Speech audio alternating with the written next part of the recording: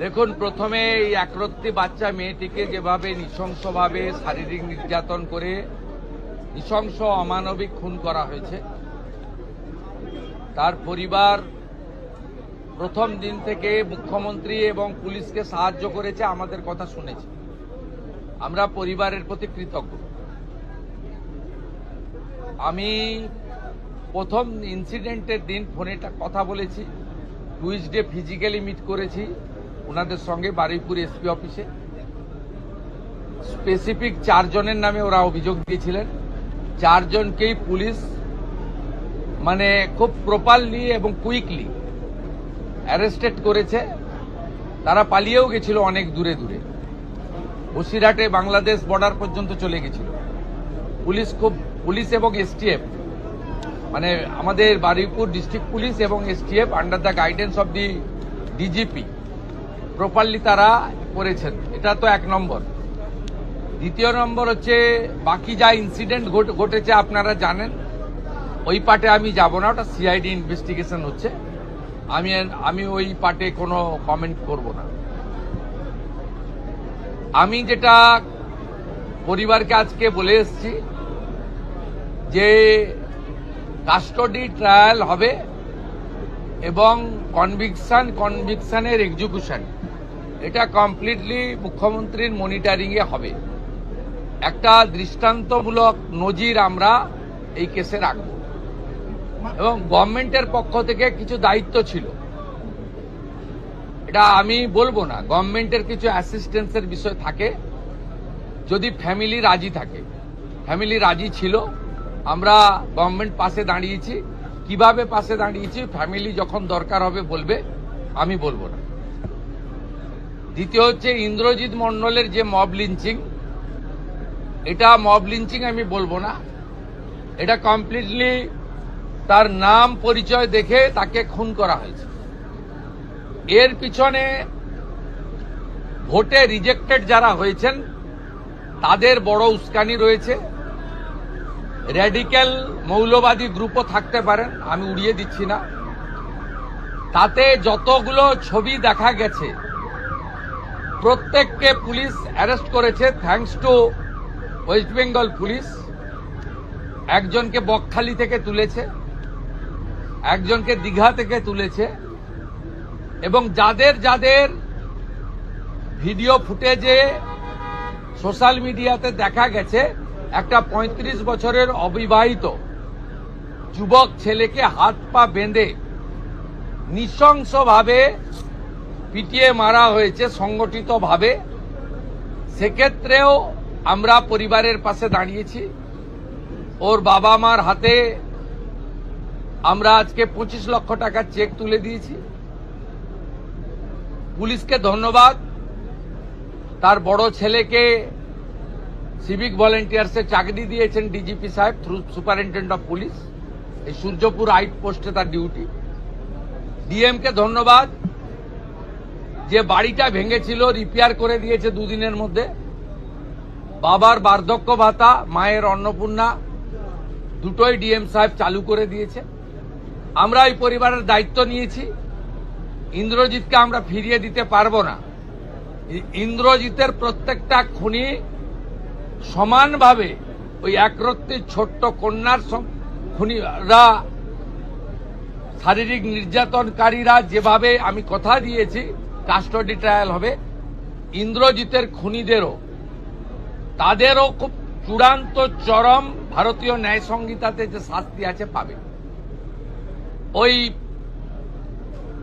নির্যাতিতার পরিবার, ওই ছোট্ট বাচ্চা মেয়েটির পরিবার আমার কাছে মঙ্গলবার দিন এসপি অফিসে অনুরোধ, আমি বলবো না, যুক্তিগ্রাহ্য একটা সাজেশন দিয়েছিল যে আমার তো আর আদরের কন্যা ফিরবে না, সূর্যপুরে একটা আউটপোস্ট বানান।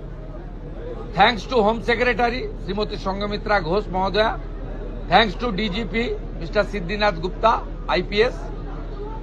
তারা মুখ্যমন্ত্রীর কাছে করা এই পরিবারের ইচ্ছাকে কার্যকর করে দিয়েছেন উইথিন 4 days।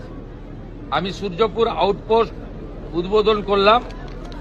এখানে 4 officer, 2 SI, 2 ASI, 6 mail constable, 2 female constable, 8 civic volunteers, women help desk এবং একটি কন্ট্রোল রুম, এবং পরে 5-7 দিন লাগবে এখানে মোড়গুলোতে সিসিটিভি লাগানো এবং তার কন্ট্রোল রুম এখান থেকে করা।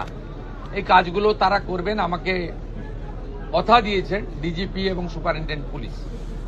আমি আশাবাদী যে পুলিশ এই বিষয়ে যথাযথ ব্যবস্থা নেবে। আমাদের ওই পরিবারটি অর্থাৎ নির্যাতিতার পরিবার আমাকে বলছিল যে প্রচুর অ্যারেস্ট ইত্যাদি হচ্ছে, আপনি বিষয়টা একটু দেখুন, আমাকে স্থানীয় লোকেরা চাপ দিচ্ছে। আমি বলেছি ভিডিও ফুটেজ দেখে রেল লাইনে যারা লোহার বিম ফেলছিল তারা কেউ ভারতপ্রেমী হতে পারে না, এটা রাষ্ট্রবিরোধী কাজ। আমাদের ইন্দ্রজিতের খুনি এদের সঙ্গে প্যার মহব্বত হতে পারে না। বাকি যদি কোনো নিরীহ লোক, অ্যাগ্রিভ লোক অ্যাজিটেশন করেছে, অ্যাজিটেশনকে আমরা ওয়েলকাম করি, কারণ এটাতেও কারোর ক্ষোভ দেখানোর ডেমোক্রেটিক ওয়েতে দরকার রয়েছে। আমি আইজি সাহেব কঙ্কর বায়ুকে বিশেষ দায়িত্ব দিয়েছি যাতে কোনো নিরীহ লোকের উপরে কোনো রকম পুলিশি অত্যাচার টর্চার না হয়। যদি ভিড়ের মধ্যে ধরেও ফেলেন, তাদের যা সিস্টেম আছে এটা আমার ইন্টারফেয়ার করা উচিত নয়।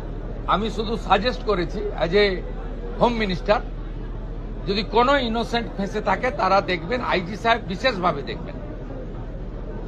আর এখানে অনেক ভয়ে দোকান টোকান বন্ধ করে দিয়েছিলেন, এসপি মাইকিং করবেন, মাইকিং করার পরে সব নর্মাল করে দিন, ভয় পাওয়ার কোনো কারণ নেই।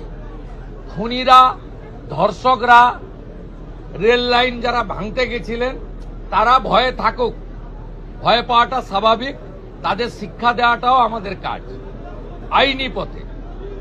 বাকিদের ভয় পাওয়ার কোনো কারণ নেই। আমি বলে গেলাম আমাদের এই এলাকায় নজরদারি চলবে, 2টো বাড়িতে হাউস গার্ড থাকবে এবং আমরা আস্তে আস্তে আশা করব সবটা নর্মাল হয়ে যাবে এবং এই ঘটনা থেকে শিক্ষা নিয়ে এই রাজ্যে এই ধরনের কোনো কাজ যাতে না হয় দেখবেন।